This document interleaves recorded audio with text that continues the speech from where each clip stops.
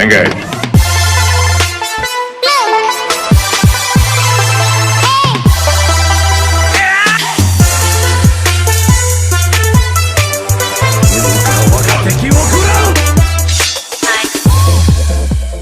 What's up, guys? Welcome to the Geekritique show. We're your hosts. I'm Jen. And I am Dakota.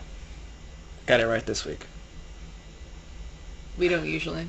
Yeah. Alright, so Rogue One. Oh, yes. We have a lot to say. Rogue One, a Star Wars story, has finally come out. We've seen it a few times now. We just wanted to... Well, we wanted to see it a few times. But we also wanted to get a good grasp on, how good it is exactly. We wanted to know what we're talking about. So, yeah. But we wanted to do a non-spoiler review first, and then we will let you know when we get into some spoilery turf. Yeah, spoilery territory. So, let's talk a little bit about what makes this film so good. Or not so good. We haven't actually made that decision yet. It's pretty good. That said, it's a really good Star Wars film, but would it be a good film? I don't know why I'm holding a bobblehead Rey pop figure.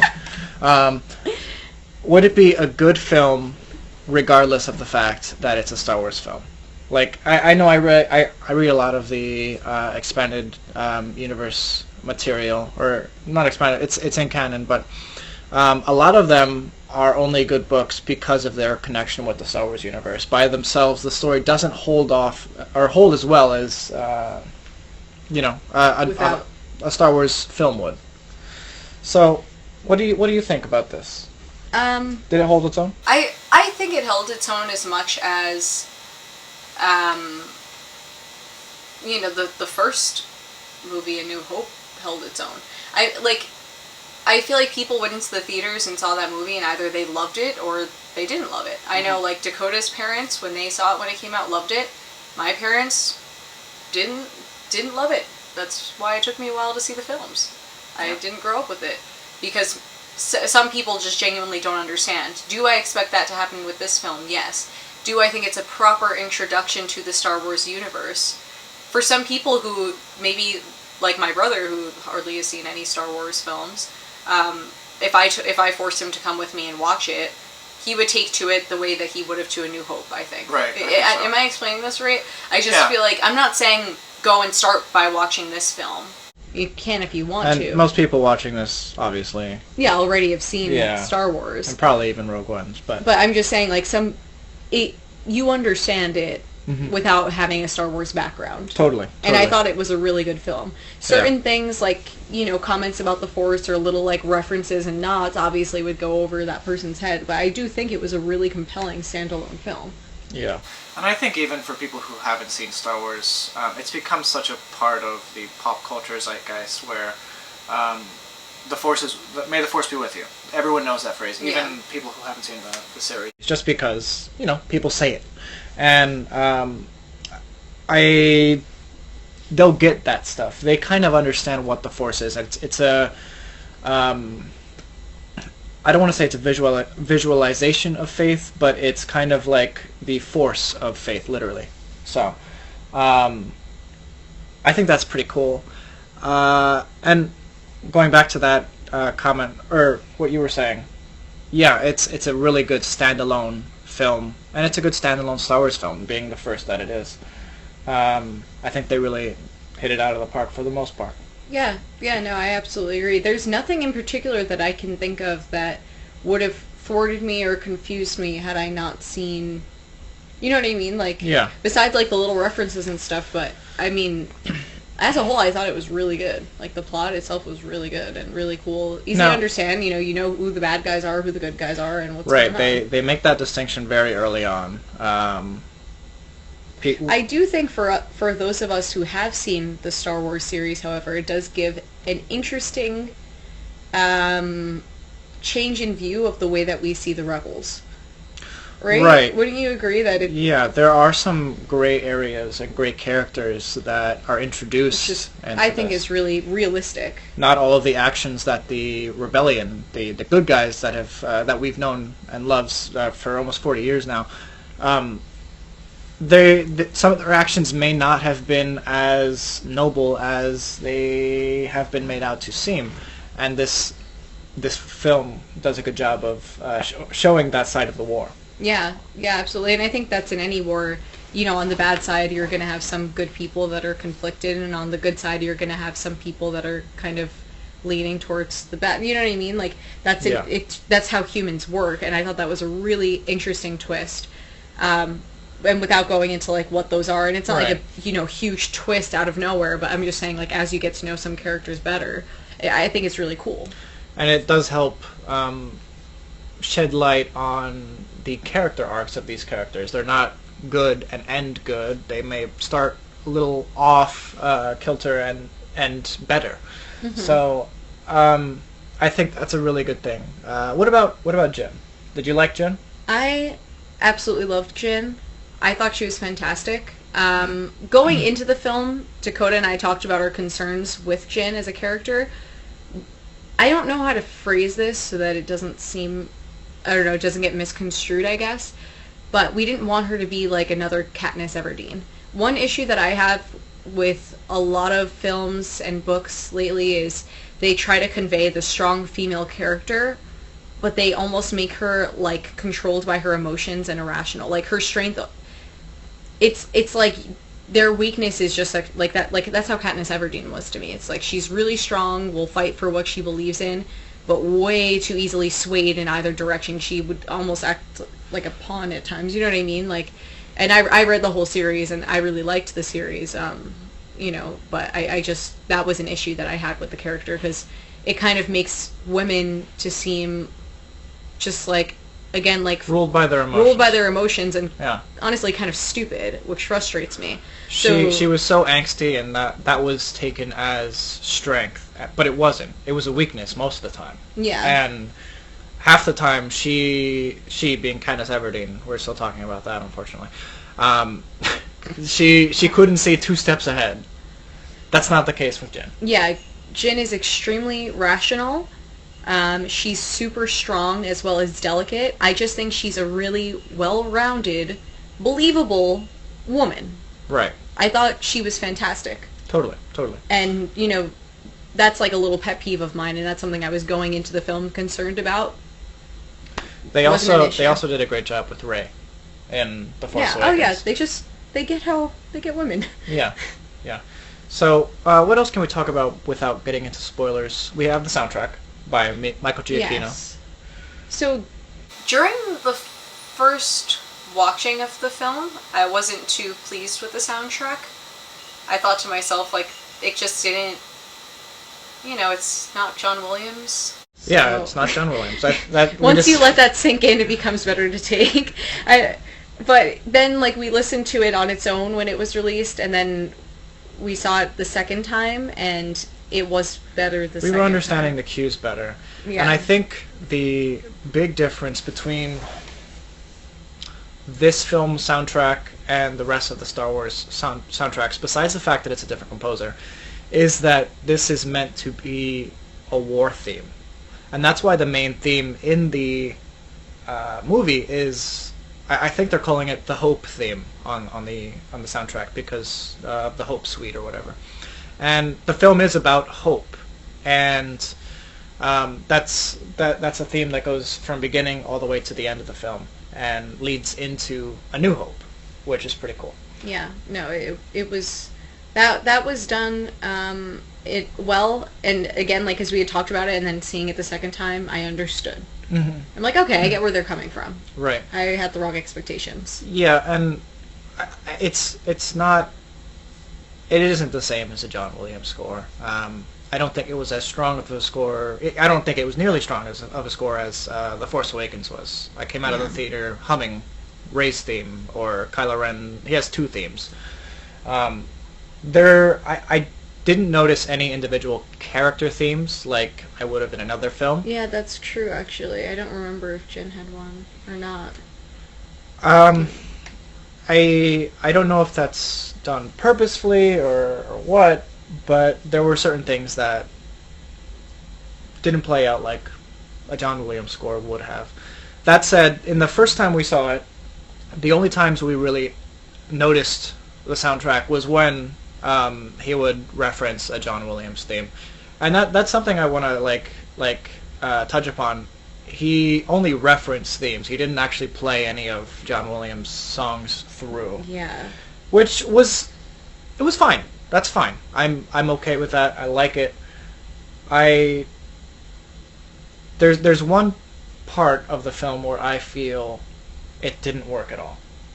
Where? This isn't a spoiler, it doesn't affect the plot at all. There is no opening crawl. And I really felt the lack of the Star Wars theme in the beginning of the film. That's true, actually. Yeah, I noticed it's jarring. That too. It's just like, okay. You can, and like the sounds are similar, and then like as it goes into the next scene, the music is very Star Wars-esque, but without. It just feels empty. It just feels empty. There's no substance to it besides like space. Yeah. And I actually agree with that. I hope in future Star Wars stories they do the opening crawl, just because it gets you into the story. You understand it. You get some background, and I hope they get back to using that Star Wars. It's almost like an anthem, the suite that they use in the beginning of the game or the beginning of the movie. Yeah, for me, certain characters that did have a theme, they would kind of start and then would kind of transition into something totally different.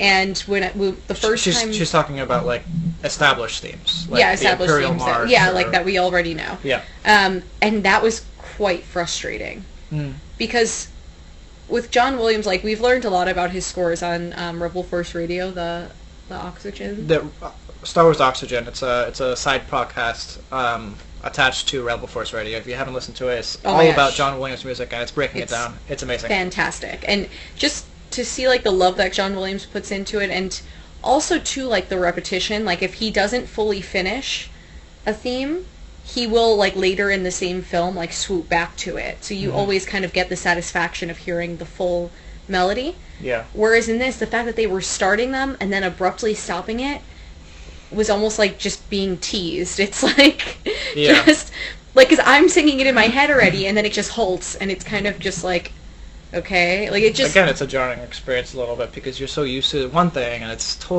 a different beast entirely. Yeah, so that was a little like. I will say, Michael Giacchino did a very passable job. Especially for the time that he was allotted to do this. He made this score in, I believe, 4 weeks. Which is kind of ridiculous. Yeah. For whatever reason, the original composer, whether it was time constraints or creative differences, Alexandre Desplat, he was taken off of the project. And Michael Giacchino was brought in at the last minute.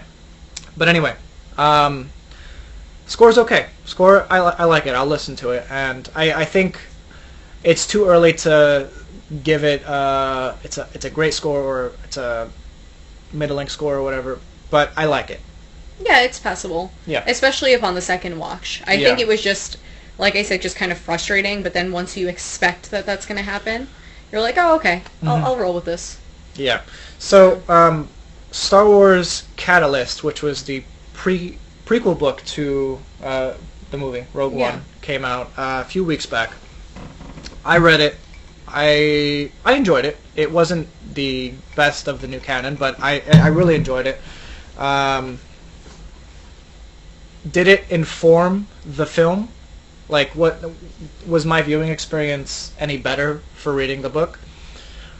I'd say I understood who Lyra was, Galen's wife, and her relationship with both Galen and director Orson Krennic. We do meet them in the beginning of this film, and I feel like I understand director Orson Krennic's goal so much better, and why Galen is in hiding, and the work that he's done previously for the Empire. And that kind of informs how director Orson Krennic deals with the rest of the story, the rest of the movie, rather. And I think that doesn't come off as well in the actual movie itself. Like, just watching the film, I don't think you would find director Orson Krennic being the villain he should be. He does great. Ben Mendelsohn, who acts, who was cast in that role, I think he did an excellent job with what he was given. But there wasn't enough of that to make him truly an evil villain, I guess. Yeah, and to be honest, if you guys saw our episode, like when the casting was announced for Rogue One, that was like one of our first episodes, actually. Yeah. I was extremely excited for Ben Mendelsohn. I think he's a very promising actor, and I really don't think he was utilized well enough in the film. I personally, I've seen him in other stuff, and I was expecting... He has such, like, a wide range of emotion. Yeah. And we didn't really get that, and, you know, but... I actually... Like, when do you think we'll go into spoiler territory? Are we ready for that? Yeah, we can go into spoilers right now. Spoilers from this point. Spoilers! Alright. What is up with... So, I didn't read the book. The one before Catalyst. Yeah. What was up with the look that Orson Krennic gave Lyra in the scene when Jyn Erso was a little girl and her dad Galen like picks her up and puts her in bed and says, "I'll always protect you"? That was super awkward looking, and I noticed that too. Like, she walks into the room and Galen, Lyra, and Orson Krennic are all in the room together, and they kind of give each other this awkward... Like, there was something weird going on. And right. Galen seemed totally oblivious to it. What was up with that? This is also spoilers for Catalyst. If you plan on reading this... I would, this is pretty much one of the bigger points of the book. Director Orson Krennic has recruited Galen Erso to work on a system that will create like unlimited energy for solar systems, for planets. Over time, Lyra, his wife, starts realizing that Galen's research into kyber crystals is likely being used elsewhere. Where Galen is under the belief that this is for energy enrichment. Orson's true goal is to power a secret project that they don't even name in the book, but we know is the Death Star. And over time, Lyra starts to, confide in Galen. I think this is a bad idea. I don't think Orson Krennic is telling you everything, and it's one of those scenes in the book where Orson Krennic visits them on Coruscant to kind of gauge what's going on with them, because he has bugged their home. He's bugged all of their outgoing transmissions. He knows that Lyra has reservations. Okay. So and that's what why, that was about. Because, it wasn't like... Usually, I don't know, if there's, like, behind the husband's back, like, a male and female character give each other an awkward look, it means they're having, like, an affair or something. But it wasn't that vibe at all. No. You could tell it was something, like, much creepier. Yeah, I think they did that well in the film. Yeah, they did, because I hadn't even read the books, and I caught on. I've been meaning to ask him, and I totally forgot until now. So we spoke a little bit about Jenn in the non-spoiler section. Why don't we talk a little bit about her ultimate fate? Yikes. I mean, we did expect this. Yeah. I mean, it was really well done. Yeah. Here's the thing. I liked all the characters, but I felt because each of their deaths happened in such quick succession, they weren't given enough time each to make it impactful. And I think because there were so many different ones, you kind of were numb to the fact that by the time Jyn and ultimately Cassian Andor died due to the Death Star blast, you don't really feel...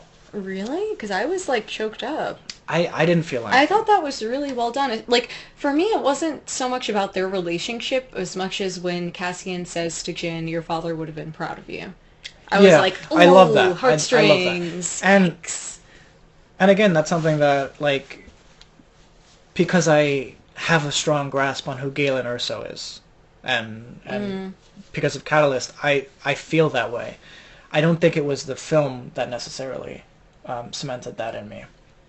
Okay. But I do think because we're introduced to so many characters so quickly, And you're not allowed to get attached to them. Yeah, and at each like mission that they do, they kind of separate. Yeah. You know what I mean? Like, how many scenes do we have of the entire cast together? You know, it's they get split up a lot and kind of, you know, it's not like a cemented crew that, oh my gosh, like someone from the crew has died. Like, you know what I mean? Because they really aren't allotted that much time together. But I think, you know, they did what they could in the amount of time that they had. Right. So we spoke about Jen. Let's talk about Cassian. Since he's the male lead in the film. In the beginning of the film, we see that he backstabs a fellow rebel. I was like, so that Cassian shot first. And there are a number of ways to take that. This particular rebel had very important information, and Cassian needed to get out of there to tell the rest of the rebels, but at the cost of, you know, backstabbing one of his own. It was interesting because you don't see this in Star Wars ever. Because this is a great character. He's a good guy, but very Machiavellian. Like, just the end justifies the means. Yeah, exactly. And for the rebels, it's like, no, you wait until the last person comes back. You know, like you leave no one left behind. Like, very united in the way that they fought, but so we thought. Yeah, or so we thought. But I think too, this is kind of. I think. You know, the success that they had at the end of this film, you know, giving the plans over almost cemented the rebellion stronger together. Like, that hope is what brought them together. That's a good point. We saw them at the beginning of the movie. They didn't really have that going on. It kind of seemed like an endless war. And even you can kind of get that vibe in, you know, Star Wars Rebels a little bit. Like, you have our group of rebels in the Ghost that they're very firm and, you know, true to each other, but a lot of other people that they deal with in the show, you know, aren't as united. With Cassian, did you find that he was redeemable by the end of the film? Yeah, I mean, he even said when, you know, he volunteered. Right. He even said to Jin that, you know, he's killed a lot of people. He's done a lot of mistakes. He said, I've done a lot of bad things, I think, for the sake of the rebellion. Yeah. So in his mind, he always justified it, but the more that he saw Jin saving an innocent little girl or completely going out of her way and jeopardizing the mission to save one individual, I think he started to feel guilt. Right. You know, especially when it came to killing Galen, and that's what ultimately changed his mind from doing that, you know? Yeah. Yeah, so I thought that was really well done. Yeah. I actually like Cassian Andor a lot. What about, you mentioned... At first he was Rebel Scum, though. Oh yeah, he was literally Rebel Scum. What about, you just talked about but even Rebel Scum is better than Imperial Scum, so... Yeah. You just talked about the Ghost crew in Rebels. We didn't get to see them per se. Which was a little disappointing. Yeah, I wasn't expecting to see the entire crew, but maybe like in the back just have like, I don't know, like one of, apparently Chopper was there and I missed him twice. So, and the Ghost shows up at a part and I also missed that. Now there are several Easter eggs for Star Wars Rebels fans to pick apart. We see Chopper running around in the back. In the scene where the information officer like runs over to Mon Mothma to tell her about the activity on Scarif, we see Chopper in the back there. We also hear General Syndulla, please meet us in the briefing room or whatever. And that is, I believe that to be Hera Syndulla as opposed to her father Cham. There is a guy that looks a lot like Cham, but I don't really know if it was him or not, because I feel like if it was, they would have like... I looked it up in the Star Wars visual novel, or the visual guide, and it's not him. It's actually a cousin of Bib Fortuna. He's one of Saw Gerrera's... He's one of Saw Gerrera's dudes. Oh, that's exciting. Yeah. I didn't know that. And yeah, like you said, when the Rebel fleet finally shows up above Scarif, you see the Ghost ship several times. And all I wanted, because they were showing different ship commanders, like just in brief shots, all they needed to do was like show like Hera, and that would have been perfect. Because think about it, these are characters that likely will never make it to film, and this was literally their chance. This was a film about the rebels. Yeah, they didn't make the cut. I'm super curious because like this movie came out during the Star Wars Rebels mid-season break, so I think the rest of this season is gearing towards what we're seeing now. I think that's still... Oh, is that still way ahead? Yeah, I think that's still like several years really? behind. Oh, okay, so never mind. I was like, I thought we were about to like get in the action. Maybe, and it'll probably end that way. Oh. I wonder if maybe that's why we don't see much of them. Perhaps, maybe they're saving it for the show. We'll see. So, K2SO, did you like him? I loved him. He's Alan so Tudyk? funny. So funny. Good job. He was really funny. I mean, I don't know, he had me cracking up at certain points. Mm-hmm. Very Star Wars-y humor. Yeah, Very I actually sarcastic. find his death to be the one that got me most. Because he's kind of it's like when you see a puppy die in a movie. It breaks your heart. And I don't want to say he's the pet of the group, but he's the only non-human. And I think... but they do kind of treat him like a pet, because they'll be like, go back on the ship. Right, exactly. Go do that. Exactly. And he does it kind of like begrudgingly. Yeah. But no, he died really well. I think that was probably the best for me. Actually, no. Second best for me. The first being Chirrut Imwe. Oh, yeah. Donnie Yen's character. We were talking about our favorite scene, and we both said this scene. Yeah. It was so sad. It's so cool. When Donnie Yen's character, Chirrut Imwe, just walks through the line of fire to turn on the master switch or whatever it was. And he's just chanting, I am one with the Force and the Force is with me. I am one with the Force and the Force is with me. I thought that was so beautifully done. Yeah, it was really beautifully done. Donnie Yen, fantastic martial artist and great actor. He was perfect in that role. He might be my favorite character in the film. All right. And yeah. Yeah, no, he was actually really good. And he was funny too. He was very well-rounded. Yeah, he was a good character. Good character. Even the scene where they put the thing over his head. It's like, are you kidding? Are you kidding me? I'm blind. It was really like both the times that we've seen that, everyone was like cracking up. Like that was the funniest joke in the whole film. By far. Just like by audience reaction, at least. What about Baze? His buddy. I thought he was cool. I would have liked to see more of him. He was just... So the only thing that I really got from him is that he was loyal and he was skeptical. Mm-hmm. I wish I could have had more dialogue between Chirrut and Baze. Yeah. I felt like that was... Like, you knew that they were really good friends because they were together the whole time. And they had, like, a natural rhythm to the way that they reacted and talked to each other. Mm-hmm. We didn't really get to see a ton of it. But again, they had a lot to fit into a film. One movie. Right. I mean, with these characters, and I think this is kind of like the issue that we're facing, even with what you're saying with the deaths, we could have seen so much more of them. They had so much potential. And to see everything be cut short so abruptly like that, it's just kind of like, I would have liked to have seen more of this or more of that, you know? All right, so let's move on. What about Bodhi Rook, the pilot? Bodhi Rook just goes crazy pretty instantaneously. Yeah, well, he loses his mind because of... What is the thing called that Saw Gerrera puts him in? Oh, I can't remember. Yeah, I can't either. I love the way that Saw Gerrera says it, though. Saw Gerrera, played by Forrest Whitaker. Fantastic. What a great actor, first of all.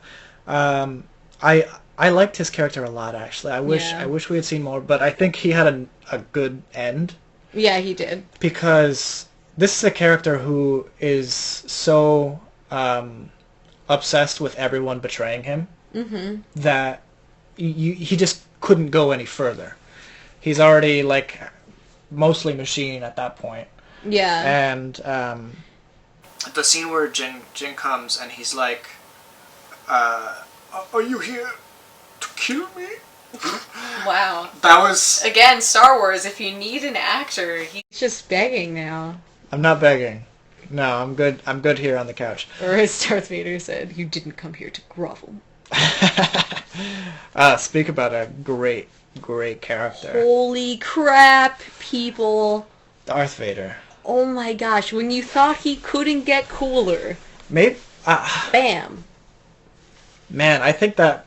Well, first of all, it totally erased... Well, it didn't erase, but it covered up the stain that was his last appearance in Episode 3. Yeah. No! But... What a great job. James Earl Jones, I don't think he has the same voice that he did back in the 70s and 80s when they were filming the original trilogy. And that's why in Rebels, he sometimes sounds a little weird.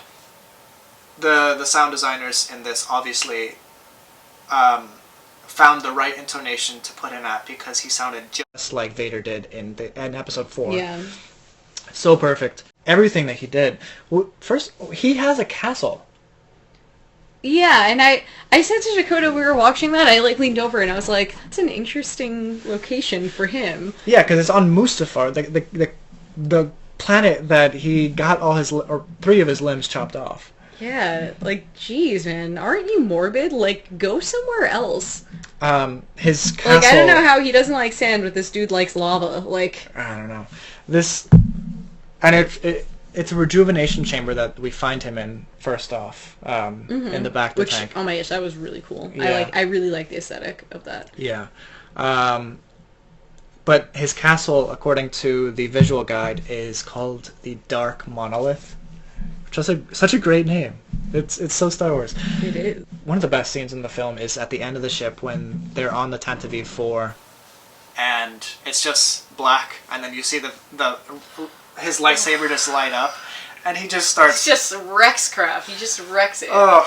And I was hoping for a scene like that. Like, I said this to Dakota, yeah. like, before the movie, I was like, I just want to see Darth Vader go crazy. Like, I just want to see him freak out. And if you've read the comic series, or the comic crossover series, Vader Down, which is about Vader alone on a planet full of rebels, and he's just wrecking house, I was hoping for something like that. Hopefully on Scarf, but I was happy seeing it on this I think passed. It was so good. It was so cool. And he didn't even look like he was trying that hard. That was the best part. He was just walking. He was just like... threw that guy up on the ceiling. And then chopped him in half. Vader was great. He was fantastic. He outshone Krennic so hard. I felt bad for him. God. I loved the freaking cheesiest line, but I loved it.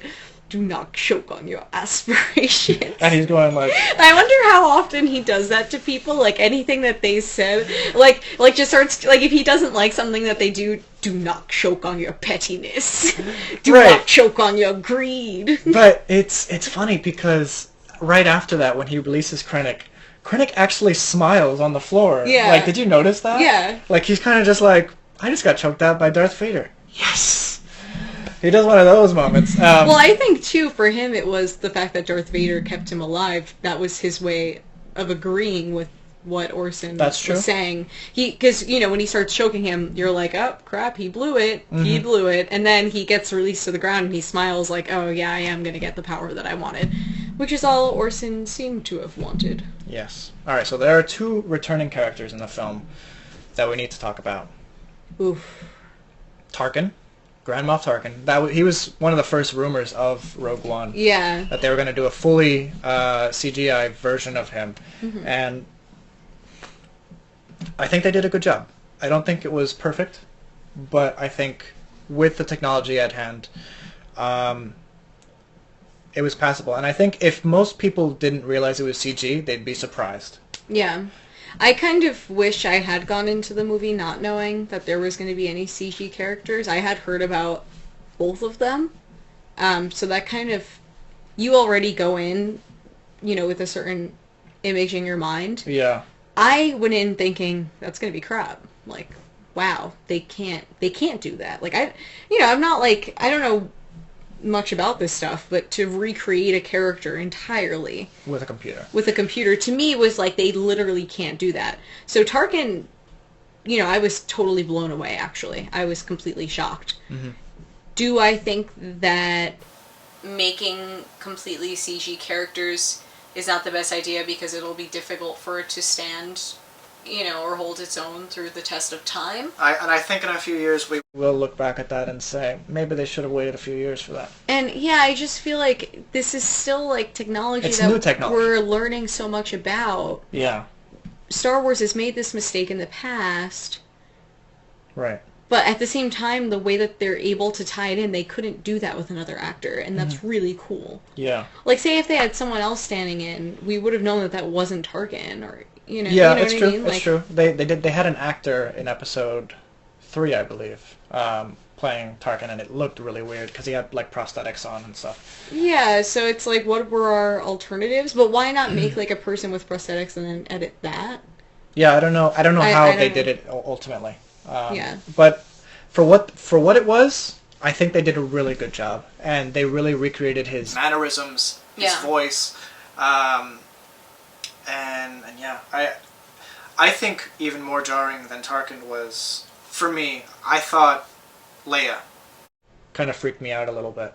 Not because I wasn't expecting her. I was expecting her. I was expecting better though, and maybe that's just me. But something about her eyes, something about her mouth when she smiled, it looked like a doll. And I was like, oh, this is creepy. It's going to be in his nightmares from now on. And she's just like, I was pleasantly at the foot of the bed with red eyes. Oh, gosh. I thought Leia was well done. I don't think they should have like zoomed in so close on her face, because again... That's what sealed the deal. It's like, but you could tell they think about how much time they had to have spent on that, and they were like, "Look, everyone, look at what we did! It's Leia. It's Carrie Fisher when she was young again." Yeah, and it's like, we're really happy you did that, but you should have kept it at a distance so that way it still looked good. Or in motion somehow, so that you don't, so it blurs a little bit with the eyes. Yeah, like why did you stop and zoom in on the face that isn't real? Like you didn't have, that wasn't necessary, but it's super cool that they did that. And again, I think them doing that just showed how ridiculously dire that situation was at the beginning of A New Hope. Yeah. It's crazy, and now understanding this, I feel like I already knew this, but it just like cements it so much more in my mind how the Force was the one who called to Luke. I just feel like, even though it's information that we already knew, it just shows what a miracle that was for Leia's message to somehow, miraculously, get into the hands of Luke, who is her brother that she doesn't know is her brother yet, who she's never met or heard about, and that they're both Darth Vader's children. Like, it's so ridiculously brought together by the Force. Yeah. And it shows that everyone's hope in this film, in Rogue One, was so well-founded. Mm-hmm. And I just thought that was such a beautiful, beautiful thing. I thought that was really well done. Mm-hmm. The fact that they were able to so closely resemble Leia and Tarkin, I'm happy about that. Don't get me wrong. I really am happy about it. But it's just not there yet. Like, the technology isn't there yet, and I'm not going to sugarcoat that. How would you say the action was in the film? That was awesome. I thought it was really cool. I mean, it had the standards of any war movie.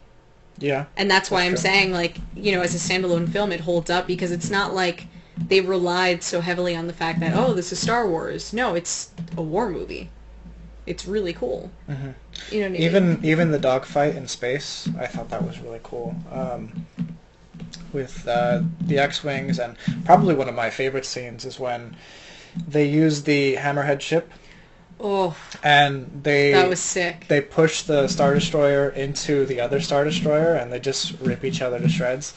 I think that's so cool, especially knowing that the Hammerhead ship was brought into canon in Star Wars Rebels. So that's another reference that they're putting into the film to make it a larger Star Wars universe. I love that stuff.